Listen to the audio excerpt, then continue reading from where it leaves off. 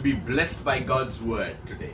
आज इस वीडियो के शिक्षण को आप सुनेंगे तो आप आशीषित जरूर होंगे। We are doing a series on fasting.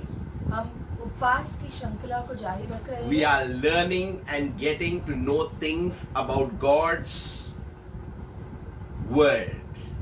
परमेश्वर के वचन में क्या लिखा है उसे जानने की कोशिश कर रहे हैं। God always wants to communicate with his product, that is man. परमेश्वर हमेशा अपने लोगों से जो बात करना चाहते हैं, But because of sin, there are barriers that man is unable to respond to God in the right manner.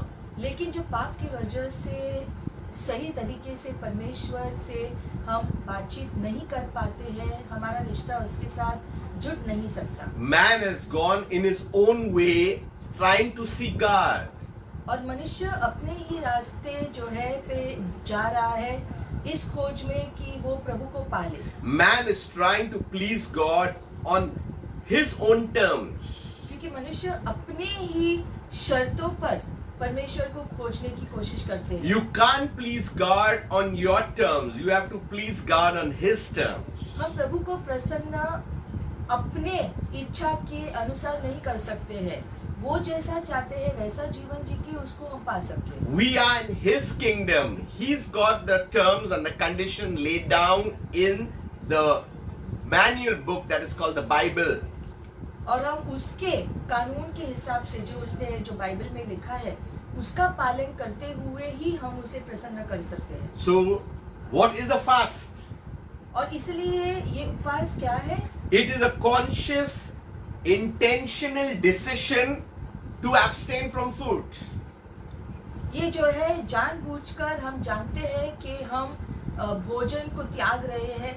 From the pleasure of eating, which was a habit which we have to survive, we have to abstain from that for spiritual benefits.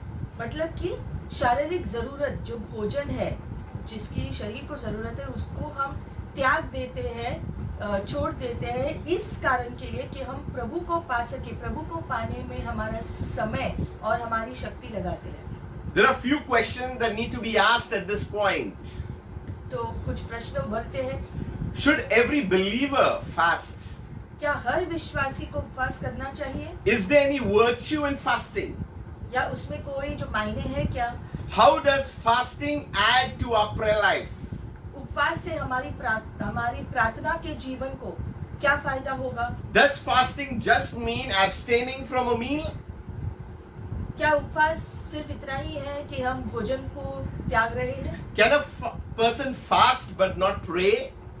या फिर उपवास करेंगे प्रार्थना नहीं करेंगे तो चलेगा क्या? And what are the significance and benefits of fasting? और उपवास करने के फायदे। So today we will learn about the power in fasting in a true way. प्रार्थना करने में जो सामर्थ्य है वो असल में क्या है हम देखेंगे। I'll make a few statements that prayer and fasting are equal in a ministry. कुछ चीजों को देखेंगे जिससे हमें पता चलेगा कि प्रार्थना और उपवास दोनों ही सेवकाई के लिए जरूरी होते हैं। Some pray but don't fast. क्योंकि कुछ लोग प्रार्थना करते हैं लेकिन उपवास करने की आदत नहीं है। A few fast but forget to pray. कुछ लोग उपवास करते हैं बार बार लेकिन प्रार्थना करना भूल जाते हैं। Now those who pray and do not fast, you are praying, which is good. Continue with it. जो प्रार्थना कर रहे हैं बिना उपवास का ये अच्छा है क्योंकि प्रार्थना करना बहुत जरूरी है, उसे जारी रखो। Those who are fasting and not praying, I just want to encourage you to pray as along with your fast. लेकिन जो सिर्फ उपवास करते हैं प्रार्थना नहीं करते हैं तो ऐसे लोगों को हम प्रोत्साहन देना चाहते हैं आज कि आप प्रार्थना को उपवास के साथ जोड़कर जो है दोनों चीजों को करो तब उसका फल, उपवास का फल आपको मिलेगा। See, fasting is a booster. क्योंकि उपवास आपको उस गतिशीलता में चलाता है। It puts you in another higher gear to accelerate, to move fast. क्योंकि उपवास आपकी सहायता करता है ताकि आप अपने जीवन में गति से आगे बढ़ते जाओ। It lets you to sprint in a great leaps. और जो बड़े कदमों को लेकर आप आगे बढ़ सको, इसकी सहायता करता है उपवास। So fasting without prayer, it's somewhat invalid. और इसलिए अगर आप सिर्फ उपवास करते हो लेकिन उस समय में और उसके बारे में अगर प्रार्थना नहीं करते हो तो आपका उपवास जैसे व्यर्थ है। Because we need to offer the fast. क्योंकि आप जो उपवास रख रहे हो उसे प्रभु के सामने भेंट चढ़ाना I'll जरूरी show है। you a scripture from God's word itself. प्रभु के वचन से ही हम इस बात को देखेंगे। If we open to Isaiah 58, यशायाह की पुस्तक हम खोलेंगे and it says from verse 1 to 3, 1 से 3 वचन तक। it says, cry out aloud, spare not, lift up your voice like a trumpet. गला खोलकर पुकार, कुछ न रख छोड़, नरसिंगे का सा ऊंचा शब्द कर।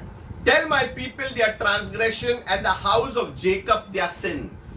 मेरी प्रजा को उसका अपराध अर्थात याकूब के घराने को उसका पाप जता दे। Yet they seek me daily and delight to know my ways, as a nation that did righteousness and did not forsake the ordinance of their God. वे प्रतिदिन मेरे पास आते और मेरी गति पूछते कि इच्छा ऐसे रखते कि मानो वे धर्मी लोगों हैं जिन्होंने अपने परमेश्वर के नियमों को नहीं टाला। They ask of me the ordinances of justice. They delight in approaching God. वे मुझसे धर्म के नियम पूछते और परमेश्वर के निकट आने से प्रसन्न होते हैं। Why have we fasted, they say. वे कहते हैं क्या करा है कि हम न तो उपवास रखा परंतु तूने इसकी सुधि नहीं ली। And you have not seen. Why have we afflicted our souls and you have taken no notice? हमने दुख उठाया परंतु तूने कुछ ध्यान नहीं दिया। So if you see this verse, they are questioning God. तो हम देखते हैं इस वचन में जो है लिखा गया है कि लोग परमेश्वर से पूछ रहे हैं इसके बारे में। They are saying, God, we prayed, we fasted, we are looking to you, but you have not taken any notice of us. वो कह रहे हैं यहाँ पे हमने उपवास किया है, प्रार्थना किया है प्रभु, लेकिन आपका ध्यान हमारी तरफ क्यों नहीं आया है अब तक। God is responding in Isaiah 58. और हम देखते हैं इसके प्रति परमेश्वर उनको उत्तर देते हैं। It is a straight talk between God and His people. यहाँ पर हम देखते हैं सीधी बात हो रही है परमेश्वर और उसके लोगों के बीच में। God speaks loudly and directly to His people. क्योंकि परमेश्वर जो है अपनी बात को स्पष्ट रीति से उनके सामने रखते हैं। His people need to hear their transgression, but will they hear Him? लोगों को परमेश्वर की बातें सुनना जरूरी है, लेकिन प्रश्न है कि क्या वो सुन रहे हैं कि प्रभु क्या कह रहे हैं। So if God is telling His people, you daily seek me. तो प्रभु कहते हैं यहाँ पर कि रोज मुझे खोजो। You delight in knowing my ways. मेरी इच्छाओं को जानने में प्रसन्नता पाओ। See, on the surface, it looked like the people were following God. ऊपर से ऐसा लगता था कि लोग प्रभु के पीछे जाना चाहते हैं। They were obeying the rules and regulations written in the law of Moses. मूसा के कानून में लिखे गए जो वचनों के अनुसार अपना जीवन जी रहे थे। They seemed to be devoted. ऐसा लगता है कि वो धर्मी है। They had a reputation of a nation that did righteousness. और ऐसा जो माना जाता था कि वे धर्मी जीवन सच में जीते हैं। They felt they looked very spiritual and they were the only closest to God. वे धार्मिक दिखते थे और ये पहचान में आता था कि वो परमेश्वर के बहुत करीब है। This is a charge of God against them. लेकिन यहाँ पर परमेश्वर सीधे उनसे बात कर रहे हैं। They looked like a people who would take delight in approaching God. क्योंकि वो ऐसे दिख रहे थे कि वो प्रभु को खोजने में प्रसन्नता पाते हैं। And they are asking, why have we fasted? और इसलिए वो पूछ रहे हैं कि हमने उपवास क्यों किया। And God, you have not seen. इसके बावजूद कि आपने देखा नहीं है, They are questioning Jehovah. और वे यहोवा को पूछ रहे हैं कि हमने इतना उपवास किया और आपने ध्यान क्यों नहीं दिया, देखा क्यों नहीं। They were showing their spiritual vigorous. मतलब कि वो जो भी धर्मी काम कर रहे हैं, प्रार्थना कर रहे हैं, उपवास कर रहे हैं, वो अपनी धार्मिकता प्रभु को कह रहे हैं कि हमने ये किया है। They felt that God was unfair to them. वो ये जता रहे थे कि हमने जो भी जरूरी है हमने किया, लेकिन फिर भी आपने हमारी क्यों नहीं सुनी। It was like saying, Lord, we have fasted, but you never answer our prayer. मतलब कि एक तरीके से वो ये कह रहे हैं कि हमने उपवास किया लेकिन आपने उसका उत्तर हमें नहीं दिया, प्रभु क्यों। It is like saying, we are doing it daily, but you are not even caring for us. मतलब ये जो प्रभु को जता रहे हैं कि हम रोज ऐसा करते हैं, इसके बावजूद आपने हमारी प्रार्थना नहीं सुनी प्रभु। If you see the verse later on, it says, in fact, in the day of your fast, you find pleasure and exploit all your laborers. आगे लिखा है उसी वचन में, सुनो, उपवास के दिन तुम अपनी ही इच्छा पूरी करते हो और अपने सेवकों से कठिन कामों को कराते हो। Indeed, you fast for strife and debate and to strike with the first fist of wickedness. सुनो, तुम्हारे उपवास का फल यह होता है कि तुम आपस में लड़ते और झगड़ते और दुष्टता से घूंसे मारते हो। It says, you will not fast as you do this day. जैसा उपवास तुम आज कर रखते हो, To make your voice heard on high. उसे तुम्हारी प्रार्थना ऊपर नहीं सुनाई देती। Is this the fast I have chosen? क्या ये है वो उपवास जो मैंने चुना है? A day for a man to afflict his soul? ऐसा दिन जहाँ मनुष्य अपने प्राण को हानि पहुंचाएगा? Is it to bow down his head like a bulrush and to spread out sackcloth and ashes? Would you call this a fast and acceptable day of the Lord? क्या सिर को झाऊ की नाई झुकाना और नीचे टाट बिछाना और राख फैलाने की को तुम उपवास और यहोवा को प्रसन्न करने का दिन कहते हो?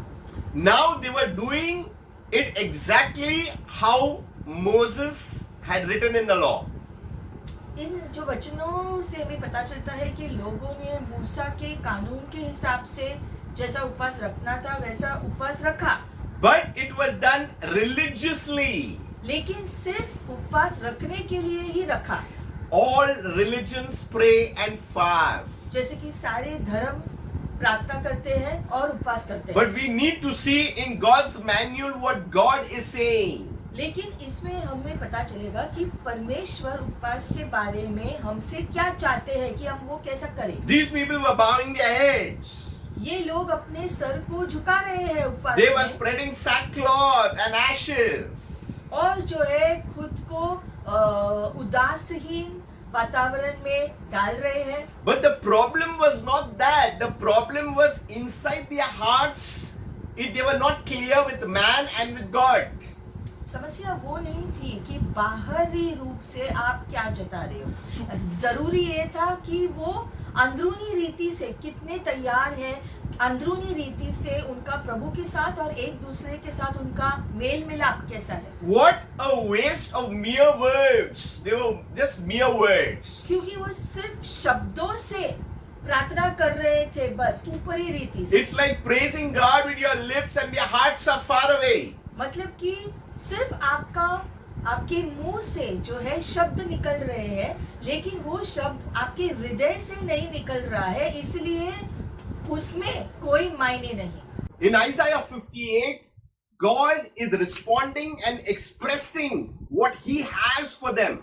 यशायाह की पुस्तक में हम देखते हैं कि परमेश्वर लोगों के सामने जता रहे, बता रहे उनको कि वो क्या चाहते हैं। They were doing the prayer and fast in a very religious manner.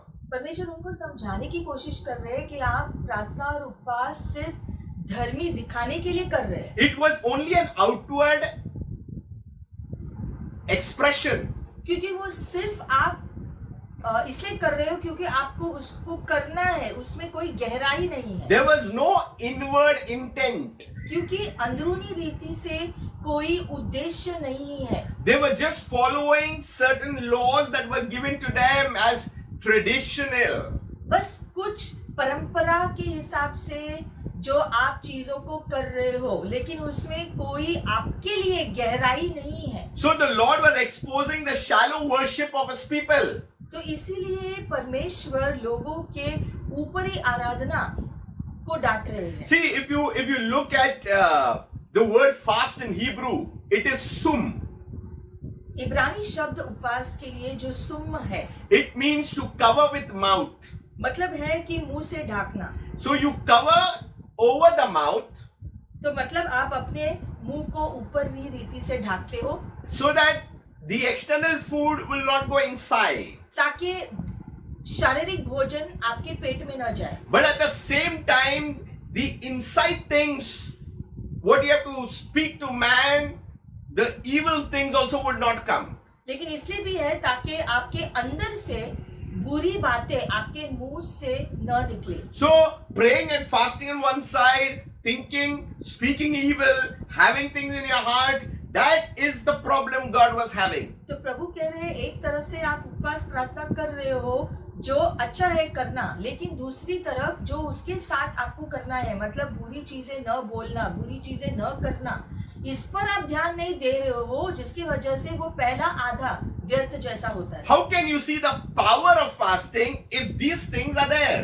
क्योंकि अगर दुष्टता भी शामिल है उस दौरान जब आप प्रार्थना उपवास कर रहे हो, तो प्रार्थना उपवास करने का जो मायने आप खो देते हो. God is going to the innermost of man's heart and exposing the reality of what is happening. तो परमेश्वर यहाँ पर उनके हृदय के अंदर जाकर उनके हृदय में कार्य कर रहे हैं और उनको इस बात को प्रकट कर रहे हैं कि आपके अंदर को भी आपको बदलना है, अच्छा बनाना है. What is the reality of all this? तो ये सारी चीजों में कितनी गहराई है, सच्चाई है. The reality was that his people did not fast with the right attitude. समस्या ये थी उन लोगों में कि उन्होंने सही दृश्य से उपवास प्रार्थना नहीं किया. See, attitude will give you an altitude in God. क्योंकि आपका रवैया ही ये तय करेगा कि आप परमेश्वर के कितने करीब जा पाते हैं. You know, empty vessels make a loud noise. जैसे कि कहा गया है कि खाली बर्तन ज्यादा आवाज करते हैं. Otherwise, prayers will just be blabbers. जैसे कि प्रार्थना या उपवास सिर्फ मुंह जुबानी होगा. If you want the power of God, there is a price to be paid. और इसलिए अगर आपको परमेश्वर का सामर्थ्य चाहिए तो उसका दाम भी आपको चुकाना है. It is dead to self. खुद के प्रति मरना है, It's to zip up. मतलब कि अपना मुंह बंद रखना है. In the power of the fasting, we always see the power in anointing and all this, but the actual power of the fasting starts from within. हम जानते हैं कि जो सेवकाई में जो प्रार्थना जो सामर्थ्य दिखता है वो हम जानते हैं, लेकिन उपवास में क्या सामर्थ्य है ये इसका हमने अनुभव नहीं किया है. ये करना जरूरी है. It breaks the wrong thoughts that try to come into your mind. क्योंकि उपवास के सामर्थ्य के द्वारा आपके मन के विरोध में जो बातें आती है उसकी जंजीरों को तोड़ती है उपवास. What prayer may not able to do, fasting will do that. It comes against carnality. क्योंकि कभी कभी जो सिर्फ प्रार्थना से संभव नहीं होता है कि कुछ ऐसे जंजीर होते हैं जो टूटते नहीं है सिर्फ प्रार्थना से, तो उनको तोड़ने के लिए उपवास का जोड़ना जरूरी है. Else prayer and fasting will only be a ritual. लेकिन दोनों को पूरे हृदय से करना है प्रभु के सामने, नहीं तो वो आपका उपवास प्रार्थना सिर्फ परंपरा की तरह ही होगा. He was talking to them that they had exploited the employees. और वो आगे कह रहे हैं कि आपने आपके कामगारों को ज्यादा काम दिया है. They did not have a sincere heart of obeying the word of God. और लोगों के हृदय में सच्ची आराधना नहीं है कि वो परमेश्वर के वचन के अनुसार जीवन जिए. They was actually they did not have a heart of obedience. आज्ञा पालन करने की इच्छा उनके अंदर है नहीं. How can any nation pretend to fast like that? तो तो इस प्रकार से सिर्फ ऊपरी रीति से कोई राष्ट्र उपवास कैसे कर सकता है? And how did they ever think that God would never know the intent of their heart? और जब वो ऐसा करते हैं, क्या वो ये जानते नहीं है कि परमेश्वर उनके हृदय को जानता है कि वो कौन सा हृदय रखकर, कौन सी सोच रखकर प्रार्थना उपवास कर रहे हैं? See, they fasted only for their needs. उन्होंने उपवास किया खुद के जरूरत के लिए। They became selfish in their fasting. खुदगर्ज बन गए अपने उपवास में। You know, prayer and fasting is for the kingdom than our very lives. If you प्रार्थना और really उपवास। understand this. प्रार्थना और उपवास जो है राज्य की बढ़त के लिए होता है ज्यादा, हमारे खुद के लिए कम। But selfish needs like, Lord, help me to win this, Lord, help me to get that, that's all fine, but they're shallow. अगर हम उपवास सिर्फ अब खुद की जरूरत को पूरा करने के लिए करते हैं तो ठीक है, लेकिन वो बहुत ही छोटा सा भाग है उपवास के आशीषों का। See, the church was instituted, established by God for a particular work, for a particular reason. परमेश्वर ने कलीसिया की स्थापना की एक खास उद्देश्य के कारण। It was not for only believers to be blessed and sit tight. सिर्फ इसलिए नहीं था ताकि कलीसिया के द्वारा विश्वासी लोग आशीषित होकर आरामदायक रीति से घर पे बैठे रहे। In actual fasting, there is a breaking stage and a process that begins to happen in our very lives. हृदय से जब हम उपवास करते हैं, हृदय के साथ प्रभु कार्य करे इस उद्देश्य से उपवास करते हैं, तब बहुत सारी चीजें आत्मिक क्षेत्र में होती है जिसका प्रकटन हम अपने जीवन में देखते हैं। This is not something happens just immediately. ये ऐसा नहीं है कि ठीक है हम कुछ करेंगे और तुरंत ही हम जो है चमत्कारिक रीति से कुछ पाएंगे, ऐसा नहीं है। See, we must understand that there is a conflict between light and darkness. हमें समझना है कि प्रकाश और अंधकार के राज्य के बीच विरोध जारी है। There is spiritual warfare all the time. क्योंकि हर समय आत्मिक युद्ध तो जारी ही होता है। The fasting that they were doing was to glorify themselves, to be seen. और ये लोग जो उपवास कर रहे थे दूसरों को दिखाने के लिए कर रहे थे, सिर्फ ऊपरी रीति से कर रहे थे, अंदरूनी रीति से कोई बदलने की इच्छा नहीं रख रहे They थे। wanted their voice to be heard. वो सिर्फ ये चाहते थे कि उनकी आवाज लोग सुने बस। They became like pseudo spiritual people. मतलब बाहरी रीति से धर्मी दिखने के लिए। God says no. लेकिन ये प्रभु नहीं चाहता। You will not fast as you are doing it as till this day. सिर्फ जो है ऊपरी रीति से उपवास जैसे तुम करते आए हो, आगे से आपको ऐसा नहीं करना है। You know, in Greek, the word is nestio. यूनानी शब्द उपवास का है नेस्टियो। It means abstain from food for a spiritual purpose. और नेस्टियो का मतलब है कि आप भोजन को त्यागते हो आत्मिक फायदे को पाने के So लिए। what is the power of fasting? तो अब उपवास का अर्थ क्या है? It actually breaks you down, your flesh, your attitudes, your worldly attraction, so that you can seek God. आपकी शारीरिक जरूरतें, आपकी शारीरिक लालसाओं को तोड़ता है ताकि आप अपनी दृष्टि परमेश्वर पर लगाकर परमेश्वर के राज्य की चीजों को खोजने शुरू करो। So the first point is seek God. तो सबसे पहले आपको परमेश्वर को खोजना है। That means you set apart yourself to focus on Him, to concentrate on Him. मतलब आप अपने को अलग करते हो ताकि आप ज्यादा से ज्यादा अपना ध्यान परमेश्वर पर लगा सको वो समय में। Number 2, you put God first. दूसरी बात, आप परमेश्वर को अपने जीवन में पहला स्थान दो। That means an undivided heart. मतलब कि आपका हृदय, पूरा हृदय आप प्रभु के हवाले करते हैं, अपने पास नहीं रखते। See, we sing that song, Lord, I give you my life, I give you my heart, but then we are doing something else. गीत गाना आसान होता है कि प्रभु मैं अपना हृदय आपको देता हूँ, मेरा जीवन देता हूँ, लेकिन क्या आप सच में ये चाहते हो कि आप अपना हृदय, अपना जीवन प्रभु के हवाले पूरा कर रहे हो? See, playing a CD and a music at home, hearing the word of God and audio at home, they are good. अभी ऑडियो सीडी सुनना, जहाँ पर आप जो बाइबल को सुनते हो या गीतों को सुनते हो, ये अच्छी बात है। It is a good practice, and I encourage you to carry on with that. जो ऐसा करते हैं वो बहुत ही अच्छी आदत है और इसे आप जारी रखो कि पूरा दिन आप जो बाइबल को सुन रहे हो या आप गीतों को सुन रहे हो, ये अच्छी आदत है। But if our lifestyle is speaking something else, then that is a problem.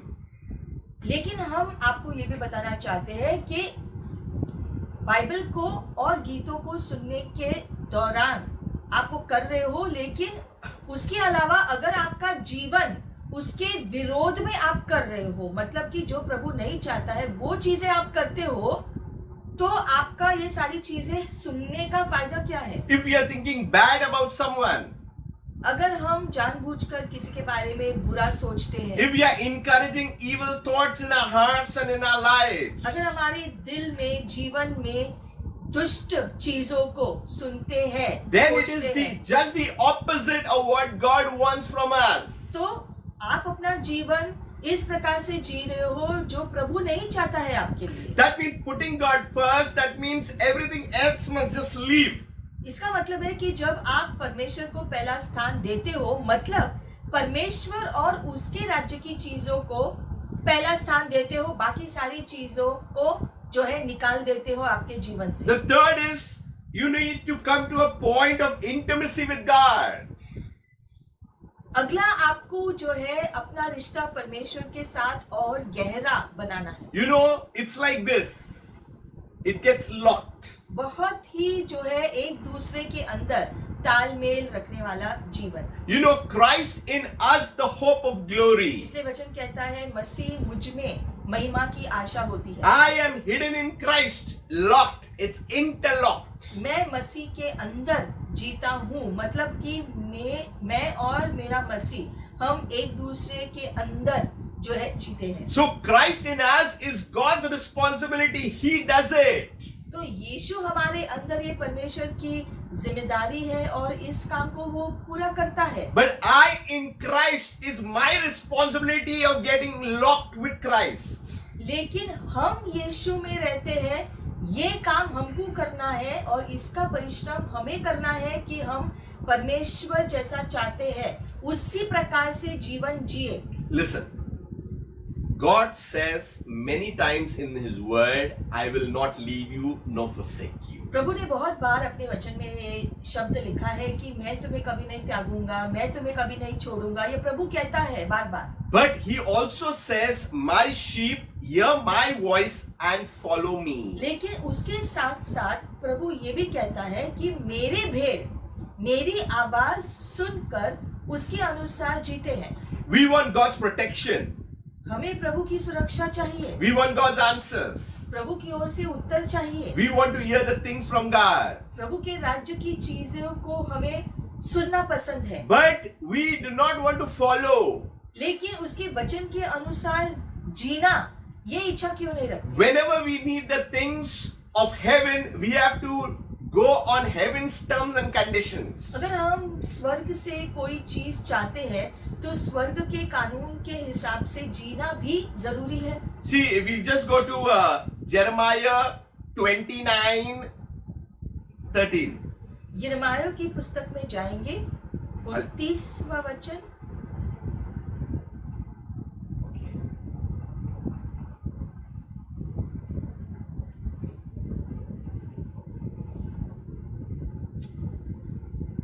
Verse 13. 13 वचन, It 29 says- अध्याय 13 वचन। It says that God would reveal Himself to people who really want to seek Him. यहाँ पर लिखा है कि परमेश्वर खुद को प्रकट करेगा ऐसे लोगों के सामने जो सच्चे हृदय से उसे खोजते हैं, उसे ढूंढते हैं। You will seek me and you will find me. इसलिए वचन कहता है तुम मुझे सच में खोजोगे हृदय से तो तुम मुझे जरूर पाओगे। So it says with all of your heart. पूरे हृदय से उसे खोजने की इच्छा That's why रखते हैं। Jesus gave two commands. Love the Lord of God with all your heart, with all your soul, with all your strength, all these things. This is a supernatural word of God. और इसीलिए जो है जो वचन में प्रभु ने 2 आज्ञाएं दी थी, और वो था सबसे पहला कि प्रभु को पूरे हृदय से, पूरे प्राण से, पूरे शरीर से, आत्मा से आपको प्यार करना है प्रभु को, और एक दूसरे को भी प्यार करना है। दूसरा वचन, In fact, in verse 14, God goes to say, I'll be found by you, declares the Lord, and I'll restore your security. और इसलिए जब हम प्रभु को पूरे हृदय से खोजते हैं, पूरे हृदय से प्यार करते हैं, तब हमारी पूरी सुरक्षा और उपलब्धि उसकी ओर से आएगी। You know, today, everybody are worried about COVID-19, Corona. आजकल के दिनों में कोरोना की वजह से जो है, ये वायरस की वजह से लोग जो परेशान हैं, Everybody are supposed to be masked. सब लोगों को जो मास्क पहनना जरूरी हो गया है। Everybody are supposed to wash their hands carefully. सभी लोगों को कहा गया है कि अच्छे से अपने हाथों को धोना। And that is good. ये सारी बातें करना बहुत जरूरी And है, we are अच्छा supposed है। to be doing that as a precautionary measure. ये सब क्यों करते हैं हम? ताकि हम जो वायरस से दूर रह सकें। But look into the spiritual aspect. लेकिन अभी इसी की दृष्टि से, आत्मिक रीति से देखेंगे तो I told you in Hebrew, the word is sum, cover over mouth. हमने देखा कि उपवास का जो इब्रानी अर्थ है, जो है सुम, वो है कि सिर्फ बाहरी रीति से अपने मुंह को ढाक लेना। So when you are fasting, you already had the cover over the mouth. तो जब आप उपवास कर रहे थे तो आपने अपने मुंह पे तो पट्टी बांध ली, In fact, the washing of the hands is the washing of our hearts. और हाथों को धोने का जो दृष्टांत है वो है कि हम अपने हृदय को आत्मिक रीति से धो लें। With the surety, I can tell you that no sickness, no infirmity, no disease, no plague can come near our tents as long as we are following the word of God. It is conditional. और इसीलिए जब तक आप परमेश्वर के वचन के अनुसार ही अपना जीवन जीते हो, तो कोई भी महामारी या कोई भी बीमारी या कोई भी संकट आपके तंबू के नीचे या आपके जीवन के पास भटक भी नहीं सकती है। Some argue and say God loves us unconditionally. True. कुछ लोग कहते हैं कि बिना कोई शर्त परमेश्वर हमसे प्यार करता है। हाँ, ये सच्ची बात है, But it does not give us the license to do what we want to do. लेकिन ये हमें अनुमति नहीं देता कि हम जैसा चाहे जीवन जिए और फिर भी आशीष का अपेक्षा रखें। When we are in the kingdom of Jesus Christ, we have to go by His laws, His principles, everything that He has laid down. That's it. बस वचन के अनुसार ये जरूरी है कि अगर हम राज्य के अंदर है, अगर हम स्वर्ग के राज्य को चीजों को चाहते हैं, तो उसके राज्य के कानून के हिसाब से जीवन जीना जरूरी है उस आशीषों को पाने के लिए। You know, when we do not get signal bars on our phone, that means we have lost connectivity. जैसे हम जानते हैं, अगर फोन पे जो सिग्नल दिखाई नहीं दे रहा है, मतलब कि हम सामने वाले के साथ जो है जुड़ नहीं सकते। Israel had the laws, they had the things, they did it, but yet they were not connected with Jehovah. And that's why the prophet had to come and tell them all these things in Isaiah 58. पुराने नियम में हम देखते हैं कि Israeli लोगों ने जो है मूसा का दिया हुआ कानून के हिसाब से चीजों को किया, लेकिन जो है सिर्फ ऊपरी रीति से करने से जो है कुछ नहीं हो रहा था। उनके हृदय से चीजों को करना जरूरी था, और इस बात को नबियों के द्वारा परमेश्वर ने बार बार उनको याद दिलाया कि आपका हृदय ठीक ठाक करो। We are believers for a reason. There is an assignment for us. और हम जो विश्वासी लोग हैं यीशु में, हमारे जीवन के लिए प्रभु ने एक उद्देश्य रखा है, एक कारण दिया है जीने का। Don't give God the leftovers. और आपकी जीवन का बचा कुचा जो चीजें हैं वो प्रभु को नहीं दो। You know, many times when we take a lot of food and there is a leftover, then we give it to our mummy, daddy. When we were small, we used to do that. जब जो बच्चे छोटे हैं तब वो पेट भर खाना खाते हैं, और अगर कुछ जो बचा कुचा होता है तो उसके माता पिता है वो खा लेते हैं। And then, especially the mother, if not the father, the mother would eat the leftover of that small child. खास करके जो माँ होती है वो जो बच्चे का जो बचा कुचा खाना खा लेती है और फिर अपना खाना उसी प्लेट में लेती है। Do we want to be treated like small children?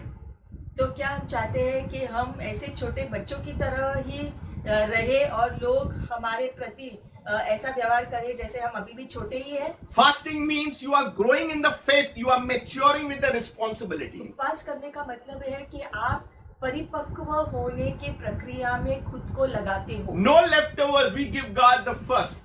बचा कुचा प्रभु को नहीं देना चाहते हैं, हम सबसे उत्तम चीजें अपने जीवन का प्रभु को देने की इच्छा रखें। The reason there is no power is because we are giving God leftovers. हमारे जीवन में सामर्थ्य क्यों नहीं दिखाई दे रहा है? क्योंकि हम अपने जीवन का बचा कुचा चीजें प्रभु को देते हैं, उत्तम चीजें हमारे जीवन के नहीं देना We चाहते। may pray and fast, do whatever you want, hear the best music, hear the best album, go to the best conferences, get your hand laid on by the best prophet. But I am telling you, if we do not know how to honor God, there is not going to be any power. हम आपको आज बताना चाहते हैं कि आप चाहे कितना भी धर्मी चीजें परंपरा के दृष्टि से करना चाहो, उपवास करो, प्रार्थना करो या किसी जो बड़ी सभा में जाओ या कोई भी ऐसी चीज, जितना भी जो गीत है आप सुनने की कोशिश करते हो, बाइबल सुनने की कोशिश करते हो, ये सब आप करते हो, लेकिन अगर आपके हृदय से सच में आप प्रभु को खोजते नहीं हो, सच में प्रभु के राज्य की चीजों को अपनाने की इच्छा नहीं रखते हो, तो वो सारी चीजें जो है जो आप कर रहे हो बाहरी रीति से आपको वो सामर्थ नहीं लाकर देगा जिसकी सच में आपको जरूरत है पाने की। See, look at God's perspective. इसीलिए परमेश्वर की दृष्टि से चीजें देखो। God, the blessing that we are receiving are not leftovers. I'll tell you why. जो हम आशीषों को पाते हैं वो प्रभु जो बचा कुछ आशीष नहीं देता है। क्यों? It's not that God has some abundance, He's just giving it. ऐसा नहीं है, अरे प्रभु के पास तो बहुत है तो उसमें से कुछ हमको दे दिया, ऐसा नहीं है। Come to John 3:16, the famous verse. यूहन्ना 3:16 में हम देखेंगे, ये वचन हम सब जानते हैं। For God so loved the world, He gave His only begotten Son, not leftovers, only begotten Son. लिखा गया है कि परमेश्वर ने जगत से इतना प्यार किया कि उसके लिए उसने अपना इकलौता पुत्र भेज दिया। ऐसा नहीं है कि जो है बहुत सारे थे और उसने दे दिए, उनमें से एक ही इकलौता था और उसने वो उत्तम दे दिया। So God had in His mind for a sacrifice for us so that we could return to Him. परमेश्वर ने खुद अपने पुत्र को बलिदान के तौर पर दे दिया, जो इकलौता था, एक बलिदान किया। हमें ऐसा करने से एक उदाहरण दिया है ताकि हम उसमें से सीख ले कि हम भी बलिदान से अपना जीवन जिए और प्रभु की सेवा करें, प्रभु से प्यार करें। And Jesus left everything and came on earth, and that's why you see power. और क्योंकि यीशु ने भी खुद स्वर्ग के क्षेत्र को छोड़कर पृथ्वी में कदम रखा, उसने भी ये बलिदान किया। Two things have to go together for power. One is sacrifice and one is obedience. और इसीलिए जो है एक जो बलिदान करना बहुत जरूरी है और परमेश्वर के नियमों के अनुसार चलना जरूरी है। जब हम ऐसा करते हैं तो प्रभु का सामर्थ हमारे जीवन से दिखाई देगा, जैसे कि यीशु के जीवन से दिखाई दिया। If I find that God is not speaking to me regularly, I need to check. I check my own self. I re-examine. Something has gone wrong. I ask God, why you are not speaking to me? और इसलिए अगर आपको ऐसा लगता है कि प्रभु आपसे बात नहीं कर रहा है, प्रभु आपसे बहुत दूर है, तो आपको अकेले बैठकर जांचने की जरूरत है कि कहाँ पर क्या गड़बड़ी हुई जिसकी वजह से अब मैं प्रभु को नहीं सुन पा रहा हूँ, कि अब मैं प्रभु को महसूस नहीं कर पा रहा हूँ। प्रभु कहाँ पर गड़बड़ी हुई मुझे दिखाओ, मुझे अपना जीवन आपके साथ फिर से जोड़ना है। See, we are in the kingdom. We are learners. We are work in progress. God is ever willing to help us. ये जान लो कि हर विश्वासी प्रक्रिया में जारी है। हम सब उस प्रक्रिया के रास्ते में चल रहे हैं जिसमें हम सब के अंदर कोई ना कोई बदलाव प्रभु कर रहा है। तो प्रभु को बदलाव करने दो, लेकिन खुद को समर्पण करो प्रभु के साथ। Just because Isaiah 58, God is correcting His people, doesn't mean God does not love His people. He wants them to get the blessing which is available. But it has been wasted all these years because of religious acts in outward expression. हम देखते हैं यहाँ पर यशायाह में जो है प्रभु डांट रहे हैं लोगों को इसलिए नहीं डांट रहे हैं क्योंकि वो उनसे प्यार नहीं करते, इसलिए डांट रहे हैं ताकि वो जो प्रार्थना उपवास कर रहे हैं वो फलदायी बने, और जो प्रार्थना उपवास कर रहे हैं उसका सामर्थ वो लोग जो पाए। इसलिए वो सामर्थ पाने के लिए प्रभु उनको डांट रहे हैं, सही दिशा पर लाने की कोशिश कर रहे हैं कि आप हृदय से करो जो भी काम करते See, the power of fasting, it creates an environment for prayer. क्योंकि उपवास एक वातावरण तैयार करता है प्रार्थना करने के लिए। It increases your spiritual capacity. आपके आत्मिक क्षेत्र को बढ़ाता है, That means your hunger gets more. जिसकी वजह से आपकी आत्मिक भूख ज्यादा होती है, You get spiritually connected with right people. और तब आप सही लोगों के साथ जुड़ने लगोगे। Check where you are disconnected. जांचो कि कौन से क्षेत्रों में आप प्रभु से अलग हो गए। Be clear with God.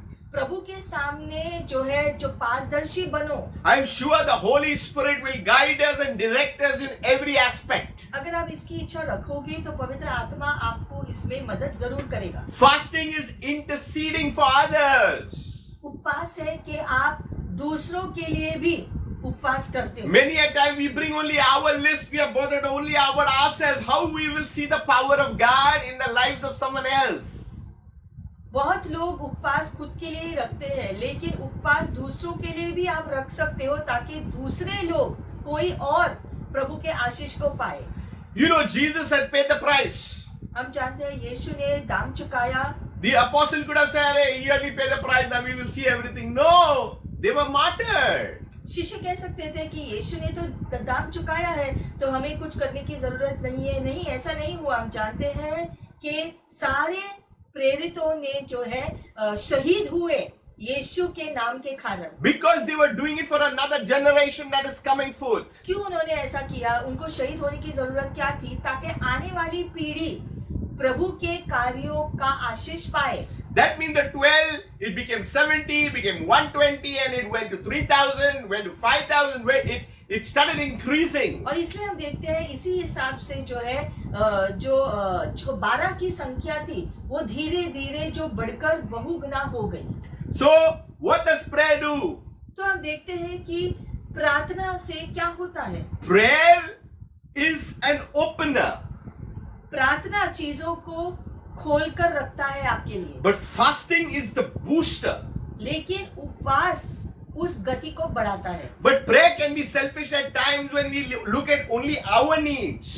प्रार्थना खुदगर्ज भी हो सकता है, जहाँ पर हम सिर्फ खुद के लिए ही खुद की जरूरतों को पूरा करने के लिए उपवास करें। When we pray only for our name and our address, but that's all. और हम सिर्फ अपने नाम के लिए प्रार्थना करते हैं, अपने घराने के लिए प्रार्थना करते हैं। You start praying for someone else, you will see power. आगे से आज से आप जब भी प्रार्थना करो तो खुद के लिए प्रार्थना करने के साथ साथ दूसरों के लिए भी प्रार्थना करना शुरू करो। Don't let prayer be only lip service. और प्रार्थना सिर्फ मुंह जुबानी, मुंह से नहीं कहना है। So every prayer and fasting has to go together. उपवास और प्रार्थना दिल से प्रभु को खोजते हुए करो, Fasting will break barriers. क्योंकि ऐसा करने से दुष्ट जंजीरें टूटेंगी। It will remove hurdles. सारे बाधाएं निकल जाएंगी रास्ते से। It helps you to consecrate yourself back to God. और आप फिर से खुद को प्रभु के साथ मिला पाओगे। You know, the tummy is always asking for food. जैसे कि हमारा जो पेट है बार बार भोजन को मांगता रहता है, We need to bring our tummy under control. और इसलिए हमारे पेट को नियंत्रण में रखना जरूरी है। Delicious foods are cooked only at this time when we are fasting. खास करके आप देखोगे जब आप उपवास करते हो तो अच्छे भोजन का सुगंध जल्दी से आता है। We need to control all these things. लेकिन हमें खुद को नियंत्रण में भी रखना है। It is good to eat good things. अच्छा भोजन खाना अच्छा है, But you see, whenever you are praying and fasting, now all these other things will come. लेकिन आप हमेशा ये देखोगे कि जब आप उपवास और प्रार्थना कर रहे हो तब के उपवास प्रार्थना में जो है आपको खाना खाने की इच्छा ज्यादा होती है। You need to recognize all these things. लेकिन आपको चीजों को पहचान कर चीजों को नियंत्रण में रखना आना But चाहिए। as I said earlier, we are all learners. लेकिन जैसे हमने कहा कि हम सब सीख रहे हैं, सारी चीजों को हम सब सीख रहे हैं। Fasting will increase our hearing of God. जब हम उपवास करेंगे ऐसे हृदय से, तो हमारे सुनने की क्षमता, जो प्रभु कह रहा है, वो सुनने की क्षमता बढ़ेगी। There are a lot of things that happen in this body. क्योंकि हमारे शरीर में उस दौरान बहुत सारी चीजें हो I रही हैं। explained this in the last session. पिछले बार हमने ये सीखा कि उपवास से हमारे शरीर में क्या क्या बदलाव होता है। So for power to be released, this has to be broken. लेकिन आत्मिक रीति से जो है, जो बंधनों को तोड़ना है, तो पहले शरीर को नियंत्रण में लाना जरूरी है। See, now you are at home. There are times we cannot go out now and minister over people because of we are in our homes. अब सब लोग जो है अपने अपने घरों में है, इसलिए आपका शारीरिक परिश्रम कम है, क्योंकि आप बाहर नहीं जा पाते हो। So you can pray for someone on the phone. लेकिन क्योंकि आप बाहर जाकर दूसरे जगह जाकर सेवकाई नहीं कर सकते हो, लेकिन आप घर पे रहकर किसी को फोन करके फोन पे उनके लिए प्रार्थना कर सकते हो। But the good thing about the kingdom is the Spirit of God is doing His work. और परमेश्वर के राज्य की ये खासियत है कि आत्मिक क्षेत्र में कार्य होते हैं। So by staying in your home, you just release the word of God. The Spirit of God will show the power. और इसीलिए जब आप अपने अपने घरों से फोन पर किसी और के लिए पूरे हृदय से प्रार्थना करते हो, उसी सामर्थ्य में, तो आपकी प्रार्थना जो यहाँ से निकली है, वो उस जगह पर जो है परिणाम लेकर आएगा, फल लेकर आएगा, आशीष लेकर आएगा, उस सामर्थ्य प्रार्थना के द्वारा जो आपने यहाँ से भेजा। Breakthroughs will come. और इसी प्रकार से जो है छुटकारे भी आएंगे। Sometimes we find it that it's taking too long. It's taking 1 year, 4 years, 5 years. But you know, if you see Israel, it took years, but it came. हम जानते हैं कुछ लोग ऐसे कहते हैं कि बहुत समय हो गया है, कुछ लोगों के लिए 1 साल लगता है, 3 साल, 5 साल, बहुत से साल भी लगते हैं, लेकिन जो है इससे कोई हमें जो फर्क नहीं पड़ना चाहिए। पुराने नियम में भी लोगों ने इन चीजों को देखा, लेकिन सही समय पे प्रभु अपना कार्य करेंगे। People will question you. और शायद ऐसे समय में जब बहुत ही समय लगता है चीजों को होने के लिए, तो लोग भी शायद प्रश्न करेंगे तुमसे। People will mock you.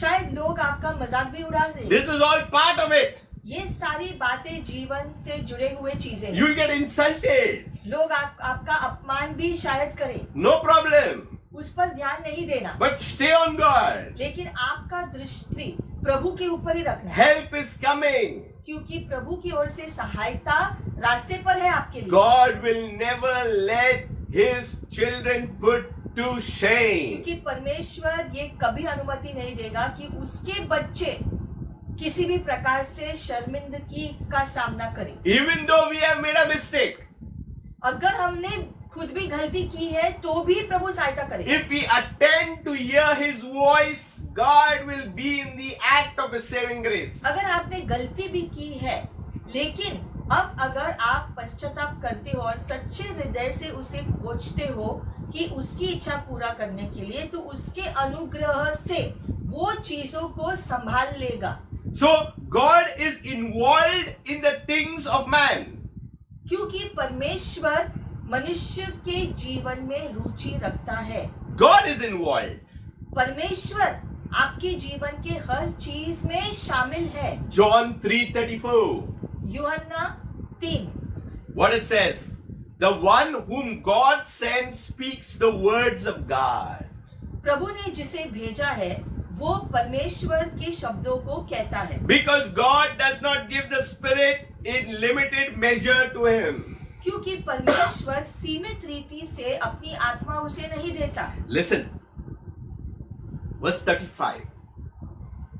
The Father loves the Son and has put everything in His hands.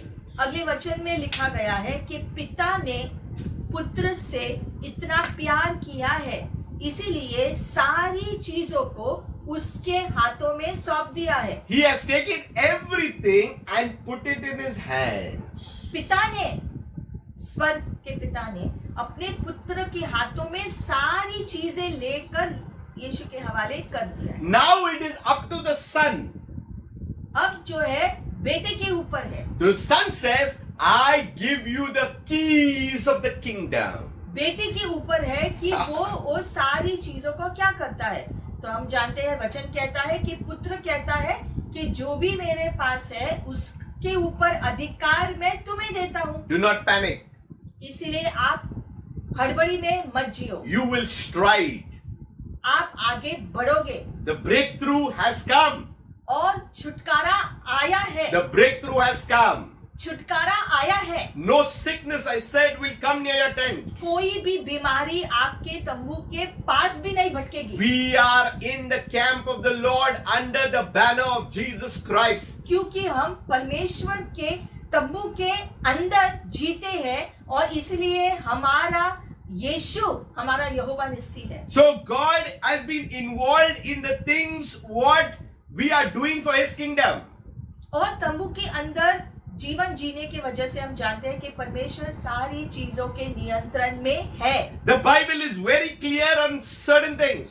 और ऐसी बातों पर स्पष्टता है बाइबल में। So we need to understand that breakthroughs will come in difficult situations. मुश्किल के घड़ी अगर है तो ऐसी चीजों में भी छुटकारा आएगा, आजादी आएगी। You see in Joel 1:12, Joel की पुस्तक पहला अध्याय 12वें वचन में देखेंगे। it says the grapevine is shriveled, okay, and the fig tree is withered, along with the pomegranate tree, the palm tree, the apple tree, and all the cultivated tree. Truly, joy has evaporated from Adam's children. I want to explain this.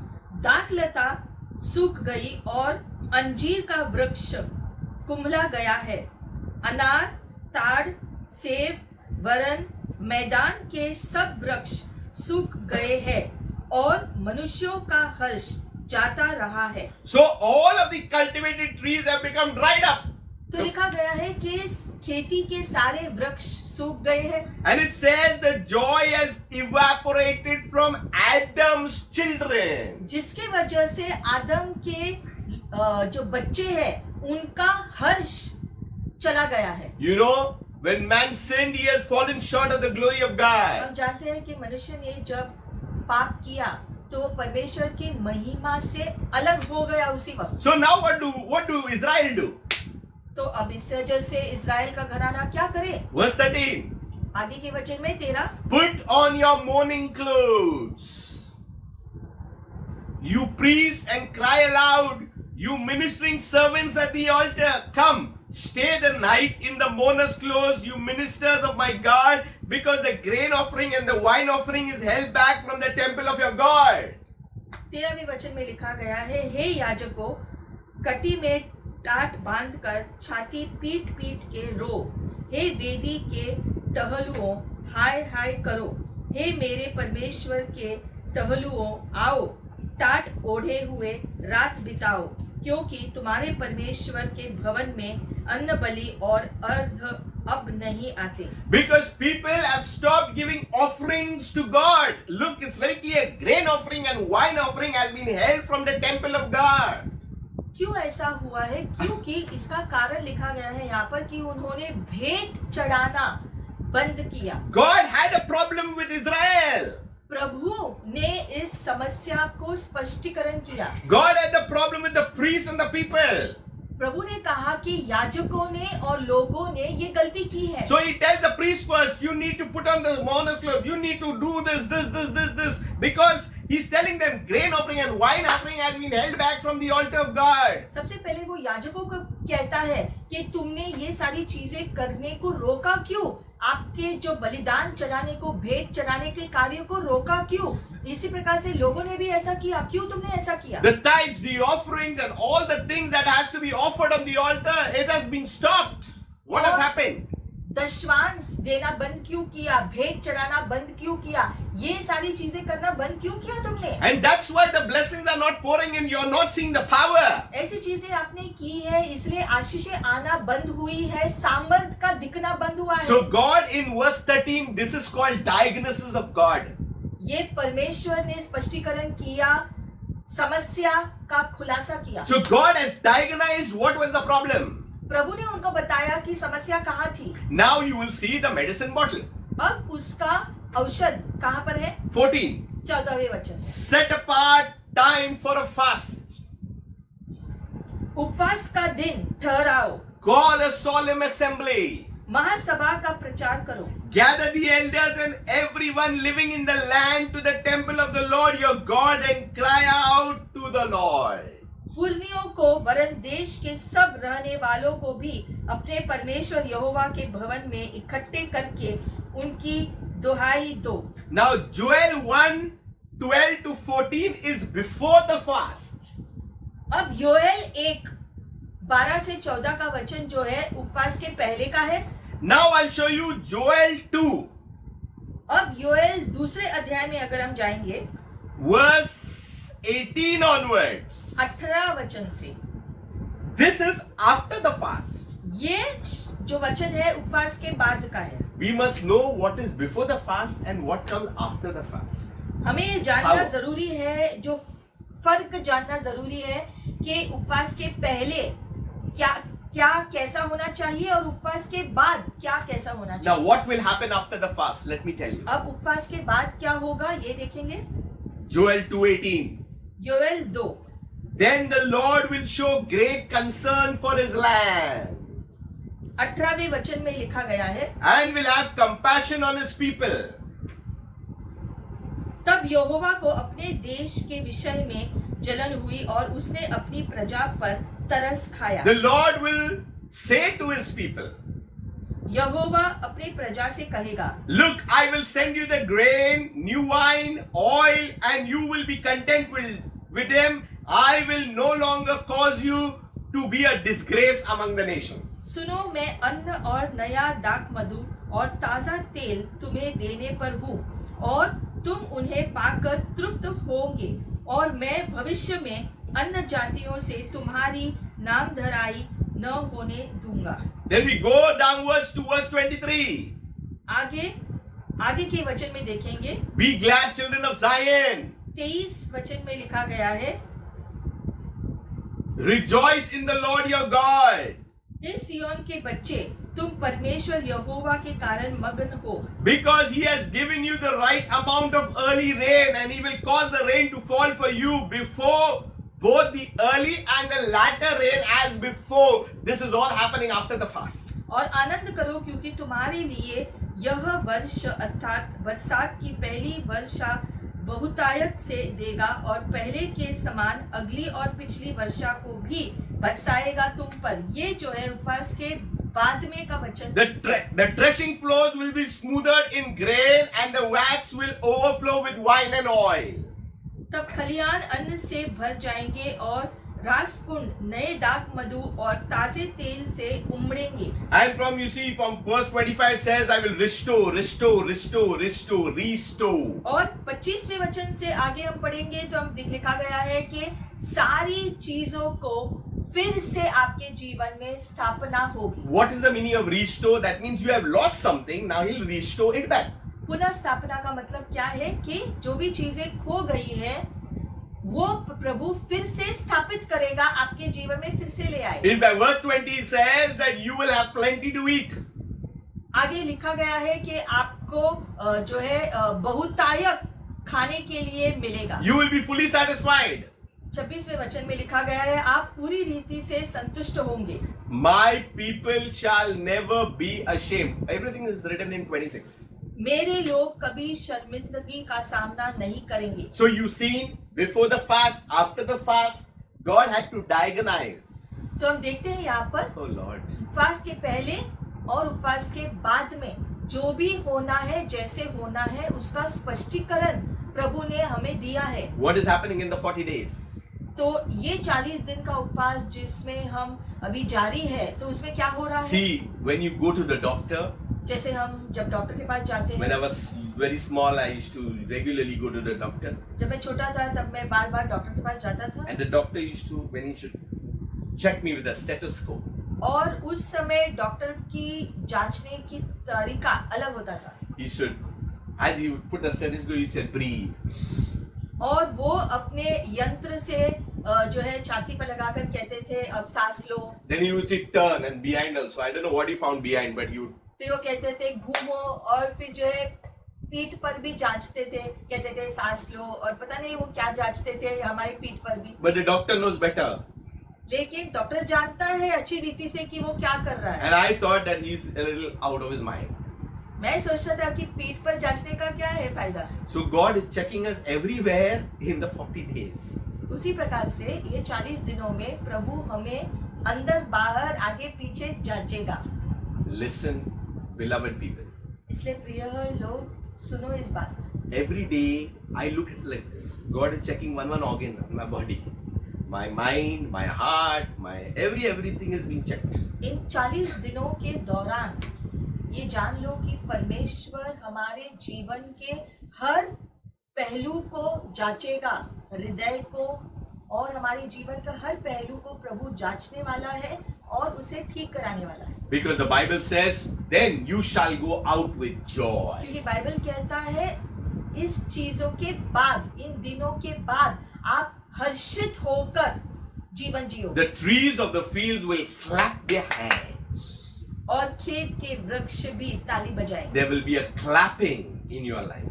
मतलब कि आपके जीवन में तालियों की गूंज सुनाई देगी। You will see the power of God in different ways. I may have not even mentioned in much. जिसकी वजह से आप अलग अलग प्रकार से आशीषों की बरसात को आते देखोगे। हमने जिन चीजों का स्पष्टीकरण नहीं किया, ऐसी आशीषें भी आएंगी। But there is a process.